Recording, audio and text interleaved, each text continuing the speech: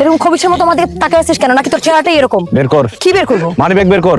Money bag বের করবো মানে? ও আচ্ছা, আমি এখন বুঝতে পারছি তুই ছিনতাইকারী, তাই না? আমি ছিনতাইকারী না, তুই ছিনতাইকারী।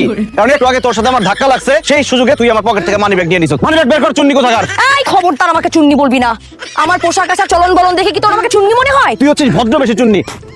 ভালো ভালো মানিব্যাগ ফেরত দে, তাহলে আমার বন্ধু বান্ধবের খবর দিয়ে একদম গরম ধোলাই খাওয়ামু। তুই আমারে কোনো ধোলাই খাওয়াবি? আমি এখন আমার বান্ধবীদেরকে ফোন দিয়ে তোকে মেনি ধোলাই খাওয়াবো, দেখ তুই। হ্যাঁ রিয়া, বল দোস্ত। 7 নাম্বার সেক্টরে তাড়াতাড়ি আয়, একটা ফালতু ছেচড় ছেলে আমাকে এখানে অ্যাটাক করছে। হ্যাঁ বল। 7 নাম্বার সেক্টরে একটা মেয়ের লগে আমার ঝামেলা হইছে, জলদি পোলাপান নিয়ে আয়। আজ একটা বিরাট ফাটাফাটি হইব। তোর বান্ধবীরা এখন আমার বন্ধুদের হাতে বন্দী। এবার তোর কি হবে চুন্নি? আমি কানে ধরে মাপ চাচ্ছি, I am sorry. Good, very good. এবার আমার মানিব্যাগ ফেরত দে। এই মেয়ে তোর মানিব্যাগ দিবে কোত্থেকে? তোর মানিব্যাগ তো আমার কাছে। আমার মানিব্যাগ তোর কাছে গেল কিভাবে? আরে আমরা যে চায়ের দোকানে আড্ডা দিতেছিলাম, তো চায়ের বিল দেওয়ার সময় তোর পকেট থেকে মানিব্যাগটা পড়ে গেছিল। এই যে তোর মানিব্যাগ। এই তো আমার মানিব্যাগ।